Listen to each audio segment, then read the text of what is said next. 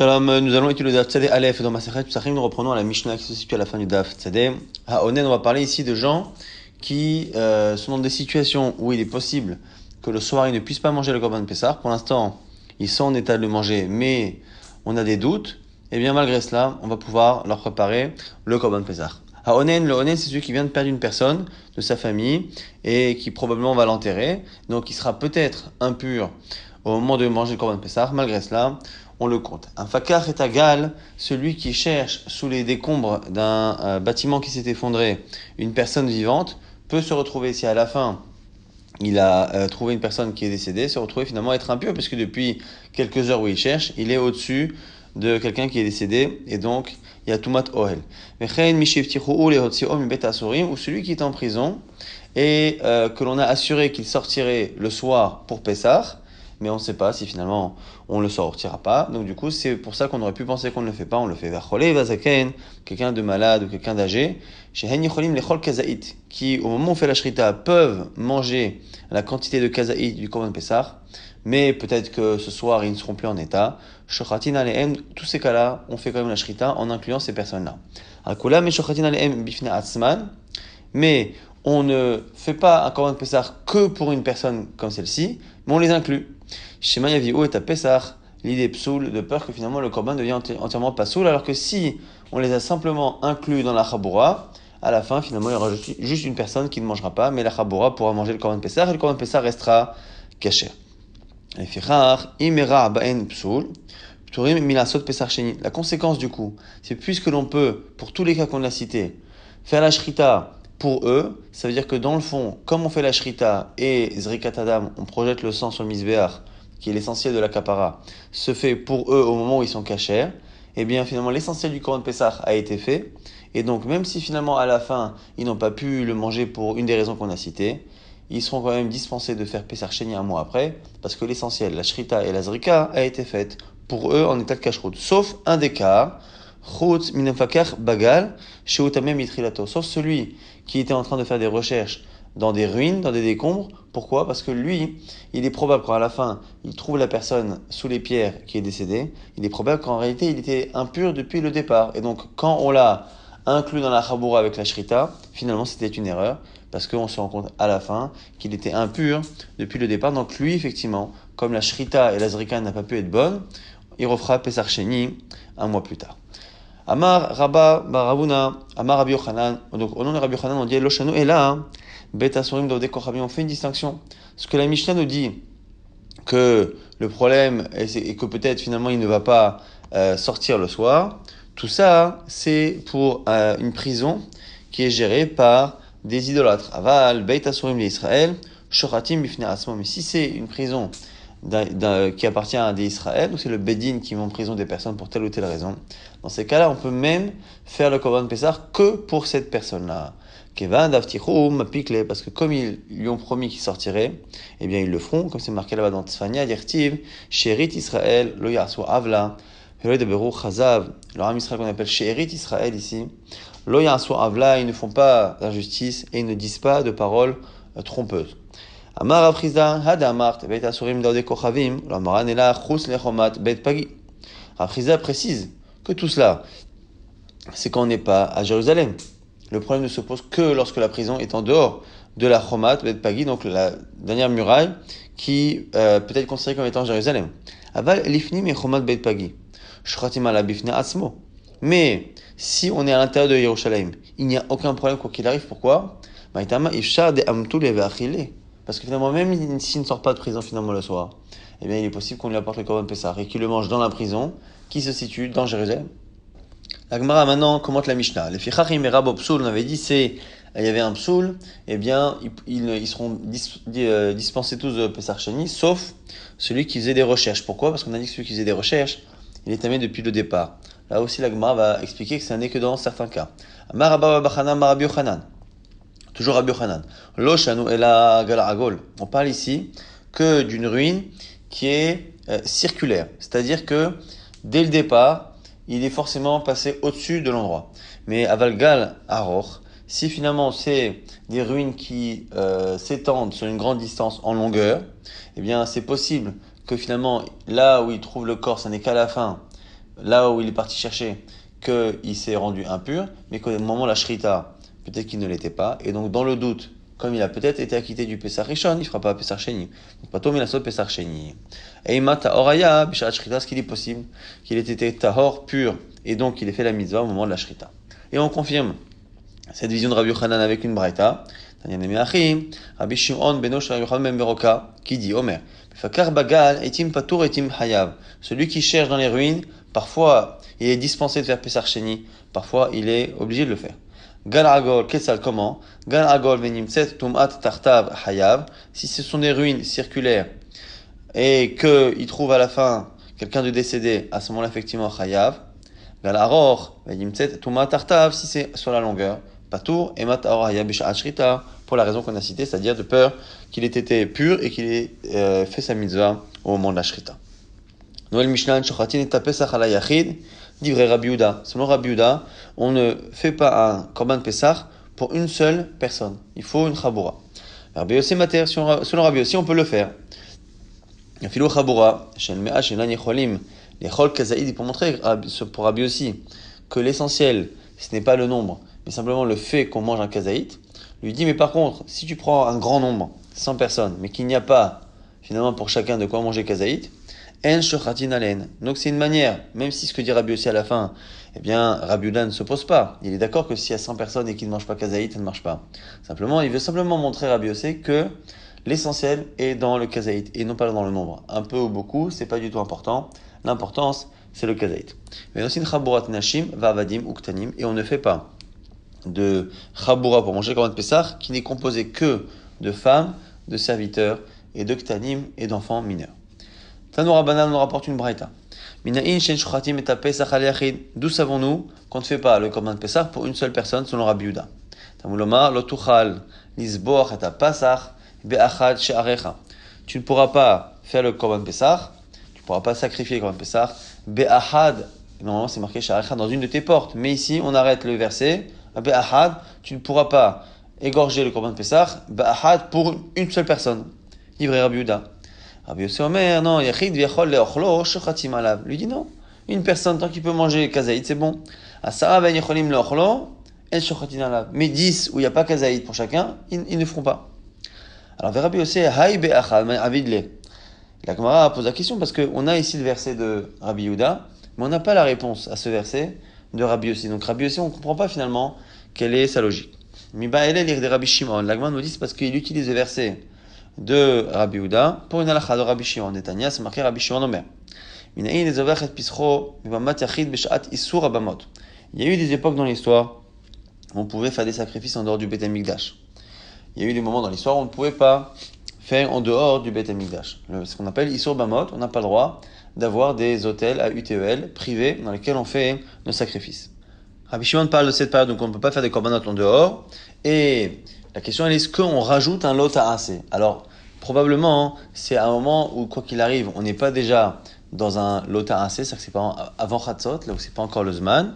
Donc, c'est chez Orvev et lot à assez, Tamuloma, lotuchal, lisbor, et pasach, ve'achad sharecha. Tu ne pourras pas faire le korban Pesach, ve'achad sharecha dans une de tes portes, c'est-à-dire en dehors du Beth Amikdash. Yachol abishat et terabamotken. On aurait pu penser que c'est également un interdit qui s'applique quand on peut faire des korbanot en dehors du Beth Amikdash. Tamulomar be'achat sharecha. Le mot est là be'sha'ah shekol Israël nichnasim be'sha'ar ahat. C'est une manière de nous dire que non, c'est que à l'époque où Hachem demande au Béni Israël de rentrer par la même porte, c'est-à-dire d'aller au Beth Amikdash. Donc on voit finalement, quoi qu'il arrive, qu'il y a une halakha là-bas par rapport à Isur Bamot et par rapport au Lotarasé de faire, et probablement avant Chatzot, eh bien la chita du Korban Pesach en dehors du Beth Amikdash, on l'apprend de ce verset Lotuchal Lisbor et Pasach Be'ahad. Donc on voit que Rabbi Yossi utilise ce verset pour autre chose. Du coup, il faut se demander maintenant comment Rabbi Yehuda apprend cette halakha de Rabbi Shimon, du même verset Rabbi Yehuda Hay Menale. La Gemara, sans donner de détails, répond Tarte Shmart Mina. On peut du verset avoir l'impression qu'on peut apprendre les deux. C'est-à-dire qu'on peut apprendre l'halakha de Rabbi Shimon, mais il y a encore la place pour comprendre en plus ce que dit Rabbi Yehuda, c'est-à-dire qu'on ne pourra pas faire le Korban Pesach be'achad pour une seule personne. Alors du coup, maintenant la Gemara pose la question, pourquoi Rabbi Yossi n'apprend-il pas les deux choses? Le Rabbi Yossi Mai, Delo Achi, Kama Rabbi Shimon, Et pour Rabbi aussi, qui nous dit que ce n'est pas, le verset ne vient apprendre que ce que dit Rabbi Shimon. Dilma kedekama Rabbi Yehuda. Hudeata, peut-être que le verset vient aussi dire ce que pense Rabbi Yehuda. Non, lui il a quelque chose qui le bloque. Amarlar, losal kadatar, tu ne peux pas penser ainsi. Dehaktiv ish lefi ochlo tachosu alasé. C'est marqué, un homme, lefi ochlo, en fonction de ce qu'il mange, tachosu alasé, tu le compteras sur tu feras la shrita du Korban Pessah. De là, tu vois que la Torah a dit que la seule chose qui nous importe, c'est le fait que chacun puisse manger les filles ochlo kazaït. Et donc, on se fiche complètement du nombre de personnes, de 1 à l'infini, à partir du moment où on a ce kazaït. Donc, comme la Torah a montré que c'est la seule chose qui nous importe, eh bien, on ne peut pas rajouter la compréhension de Rabbi Yehuda dans le verset que l'on a cité.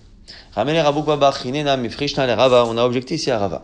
Est-ce que c'est possible que Rabbi Yehuda ait dit qu'on ne peut pas faire la shrita pour une personne? Pourtant, Orminhu, c'est marqué Isha, une femme. Donc c'est Rabbi Yehuda qui parle ici dans une braïta. Isha, une femme, Aba Rishon. Pour Pesach Rishon, shochatin alea bifne asma.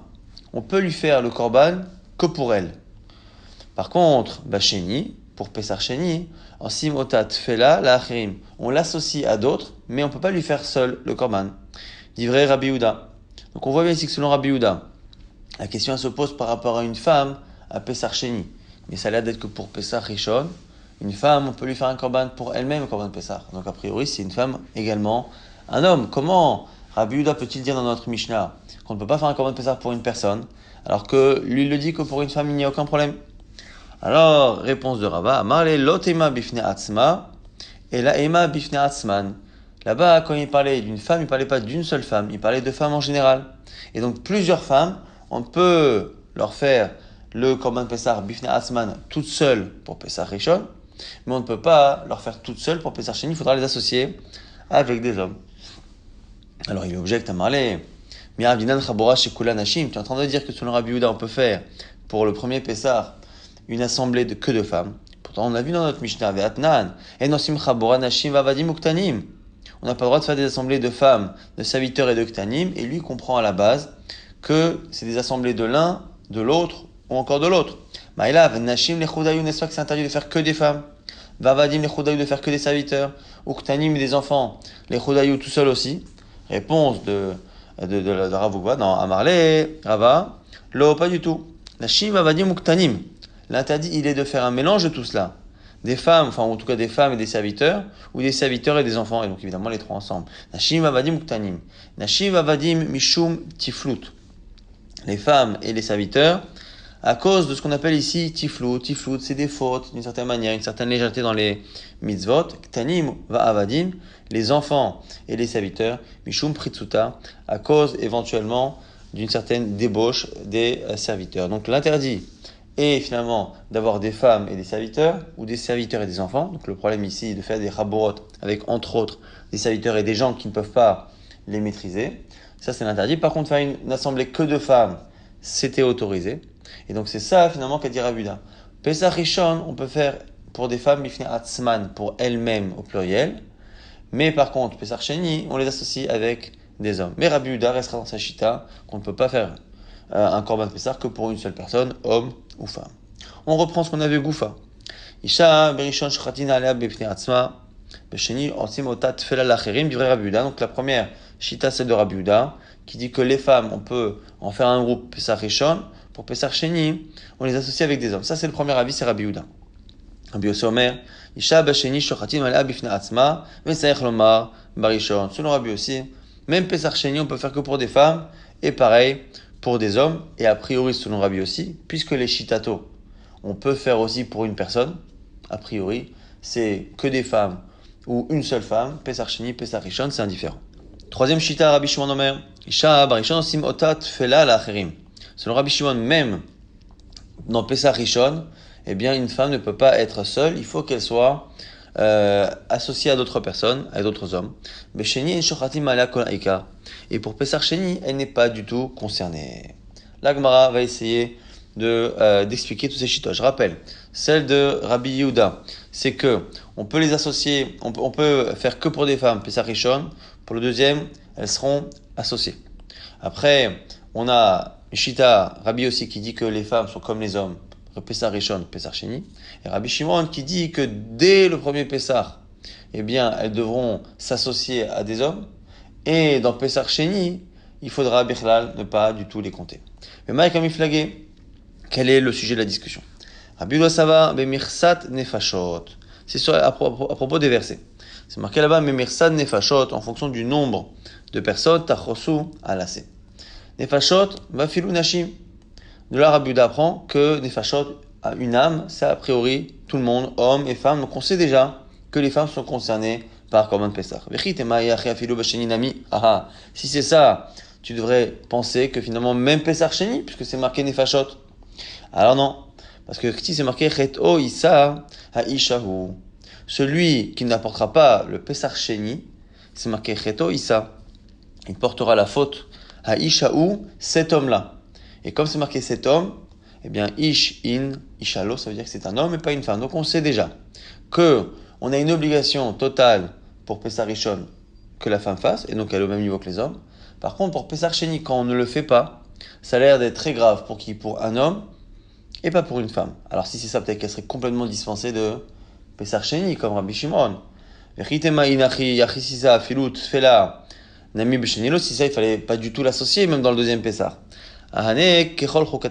Non. Parce que ici, on va utiliser le verset qui dit que le Pessah Sheni, il est Kechol Chokat Pessah. Il doit respecter toutes les règles du premier Pessah. L'Itfila Be'alma. Donc ça nous apprend au final, comme on a une contradiction entre les versets, puisqu'il y a un verset qui nous dit que finalement, Pessah Sheni, c'est que l'homme qui en est responsable. Mais d'un autre côté, on dit que le Pessah Sheni, il est comme le premier.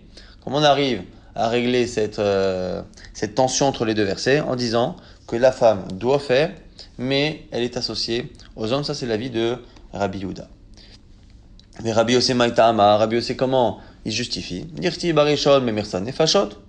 C'est marqué dans le premier Pessah, Mirsad Nefashot, selon les âmes. Donc, a priori, Afilou Isha, même les femmes. Orti le Pessah Sheni, pour le second Pessah, c'est marqué Venicheta, Anefashai. Et alors, même si c'est pas marqué là-bas dans Pessah Sheni, c'est marqué dans un autre verset que cette âme sera exclue s'il ne fait pas le Pessah. Et une âme, encore une fois, c'est les femmes. Afilou Nashim. Alors, la grande dit, là, Cheto Issa Ha'isha'u. Le verset qui dit, pour Pessah Sheni, cet homme-là portera la faute. Pourquoi un homme? Pourquoi on dit un homme? Alors, lui dit quoi? Les Maouté Katan, Mekaret. C'est pour nous dire que c'est un homme et pas un enfant. C'est tout. Et donc, Rabbi aussi n'a pas besoin de plus d'explications parce que, a priori, c'est la logique première de dire qu'il n'y a pas de raison vraiment de distinguer Pessah Rishon et Pessah Sheni, parce que c'est marqué Kechol Chokat Pessah.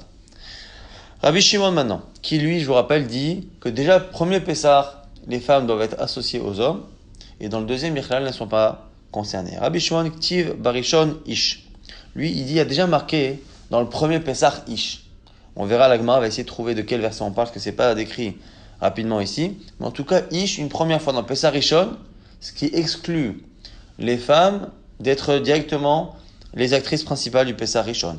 Ish in Ishalo. Et si tu voulais dire que ça exclut complètement les femmes de Pessah Rishon, c'est pour ça que la Torah a dit en fonction des âmes, pour dire que les âmes c'est les femmes. C'est marqué Ish, donc c'est que les hommes, et donc ça veut dire qu'en fait elles feront le Korban Pessah, mais sans être actrice principale. Si tu voulais dire Afilou Pessah Sheni, tu as qu'à faire pareil dans Pessah Sheni, qu'elles le font, mais pas en étant principales. Non. Pour Pessah Sheni, c'est marqué Dirtiv Reto Issa Ha'ish. Le même Ha'ish qu'a dit donc Rabbi Yehuda est répété ici. Et le raisonnement ici de Rabbi Shimon va être de dire que c'est évident que quand on dit ici l'homme et pas la femme, c'est pas pour dire la même chose que dans Pessah Rishon. Puisque dans Pessah Rishon, on savait qu'on pouvait pas faire le Korban Pessah que pour une femme. Eh bien, il n'y a pas d'avamina. On peut pas imaginer un seul instant que dans Pessah Sheni, on pourrait le faire que pour des femmes. Donc, dès le départ, ce qu'on a pensé autoriser dans Pessah Sheni, c'est que les femmes fassent comme dans Pessah Rishon. C'est-à-dire qu'elles viennent, mais qu'elles aient un rôle secondaire, qu'elles s'associent. Eh bien, puisqu'on a dit Ish, c'est pour dire que même s'associer, elles ne peuvent pas. Ish in, Ishalo. Donc, c'est pour dire l'homme et pas la femme. Mimai, kamemai tele. Tu crois que ça exclut quoi? Imechuyuv, hashtab rishon, lo, basheni, mibaya. Si tu crois que la seconde fois on a dit Ish, c'est pour m'enlever le fait qu'elle puisse agir en tant qu'actrice principale, il n'y a pas besoin. Et là, mitfela. Non, c'est justement du coup, l'homme ibaya, c'est forcément pour nous apprendre que même ce rôle secondaire qu'elles avaient dans le Pessah Rishon, elles ne l'ont pas dans le Pessah Sheni. Umaï j'ai comme Rabbi Shimon Agma dit, c'est quoi le premier verset dans le Pessah Rishon dans lequel il est marqué Ish? Inema veikru lahem Ish c'est les vetavot, c'est la baït. Si c'est le verset qui dit, ils prendront pour eux, Ish, chaque homme, c'est donc un animal, les vetavot, par famille paternelle. Ce verset-là est déjà réservé pour apprendre ce que dit Rabbi Yitzhak. Damar, Ish Zoché, Ve'en Katan Zoché, pour dire que c'est un homme qui doit acquérir l'animal et pas un enfant. Et là, Ish les filles Ochlo, c'est peut-être le verset qui dit Ish les filles Ochlo. Chaque homme en fonction de ce qu'il mange. Amid Rabbi aussi, ça va là, qui est Rabbi Shimon. Là, il m'a dit non, puisque Rabbi aussi pense comme Rabbi Shimon. On avait vu au début de ce daf qu'on avait l'avis de Rabbi Shimon par rapport justement au Issour de faire le Korban Pessah en dehors du Beth Amikdash à l'époque où il y avait le Issour Bamot. On avait vu que Rabbi Yossé pensait comme Rabbi Shimon. Donc a priori ils sont dans la même shita sur l'Otuchal, l'Isbor et Passar, Machat Sharecha. Et donc l'Agma a dit que Rabbi Shimon a mis ça va là qu'est Rabbi Yossé. Probablement que Rabbi Shimon pense lui aussi comme Rabbi Yossé que justement on peut faire la shrita du Pessah pour une seule personne. Et on a vu que Rabbi Yossi utilisait cette chita-là de ce verset de Ish Lefi Ochlo pour apprendre que l'essentiel c'est finalement la quantité et qu'on peut faire la shrita pour une personne. Donc a priori, Rabbi Shimon ne peut pas utiliser le verset de Ish Selevet Avot. Il ne peut pas utiliser non plus Ish Lefi Ochlo parce qu'a priori il va le lire comme Rabbi Yossi. Amalecha il te dira non, Imken, Nirtov Achamana Lefi Ochlo. On aurait pu dire Lefi Ochlo, selon ce qu'il mange. Pourquoi Ish? Les filles Ochlo, j'aurais appris déjà que c'est en fonction de la quantité, donc on peut faire la shrita pour une personne. Mais Ish, les filles Ochlo, un homme, là c'est spécial. Mai Ish, Shmart Mina, Tarte. C'est encore une fois pour cela que on va estimer du coup qu'il y a une nécessité d'apprendre quelque chose. Donc Ish, c'est pour exclure la femme dès le Pessah Rishon selon Rabbi Shimon. Keman Nazla Hadeama. Comme qui, parmi les trois chitotes qu'on a vus, va cet avis-là de Rabbi Lazar. Je rappelle que donc, on a Rabbi Yehuda qui a dit que Pessah Rishon, elles font comme nous. Pessah Sheni, elles s'associent.